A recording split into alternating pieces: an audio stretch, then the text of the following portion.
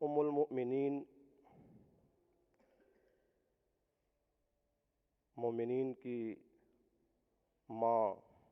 اماں جی سیدتنا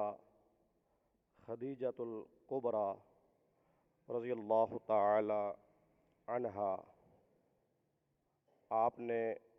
نبی پاک صاحب الولاق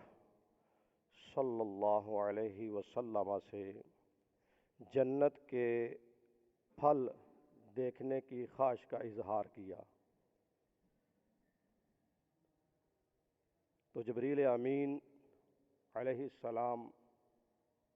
نبی پاک صاحب الولاق صلی اللہ علیہ وسلم کی خدمت میں جنت سے 2 سیب لا کر حاضر خدمت ہوئے اور عرض کی، اے اللہ کے حبیب صلی اللہ علیہ وسلم، اللہ تعالیٰ کا حکم ہے کہ یہ جو 2 سیب ہیں ان میں سے ایک آپ تناول فرما لیں اور ایک ام المؤمنین سیدہ خدیجۃ الکبریٰ کو پیش کرے، ایک وہ تناول فرما لیں۔ اور پھر اللہ رب العزت آپ کو اس کی برکت سے جب آپ حق زوجیت ادا فرمائیں گے تو سیدہ خدیجۃ الکبریٰ کے بطن سے حضرت سیدتنا فاطمۃ الزہراء رضی اللہ تعالی عنہا کو پیدا فرمائے گا۔ چنانچہ اسی طرح ہوا، آپ صلی اللہ علیہ وسلم نے اللہ تعالیٰ کے حکم کے مطابق جس طرح جبریل امین نے عرض کی اس حکم کو بجا لایا اور 20 جمادی الثانی بروز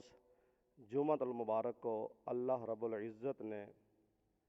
رحمت للعالمین کے گھر رحمت کا نزول فرمایا۔ سیدہ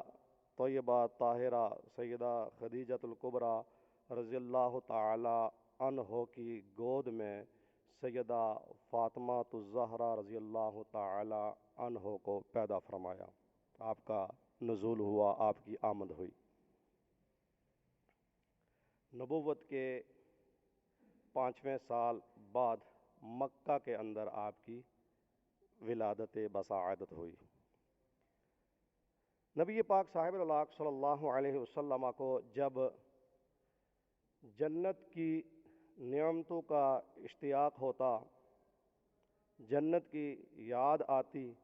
تو آپ صلی اللہ علیہ وسلم سیدہ طیبہ طاہرہ فاطمۃ الزہراء رضی اللہ تعالی عنہا کو آپ بوسہ دیتے اور آپ ان کو سونگھتے اور آپ ان کی مہک سونگھ کر فرماتے، فاطمہ تو حوراء انسیہ، فاطمہ تو انسانی حور ہے، یعنی فاطمہ الزہراء رضی اللہ تعالی عنہا سے جنت کی مہک آتی۔ اس بات سے یہ نتیجہ اخذ کیا جا سکتا ہے اور ایسا ہی ہے کہ بندہ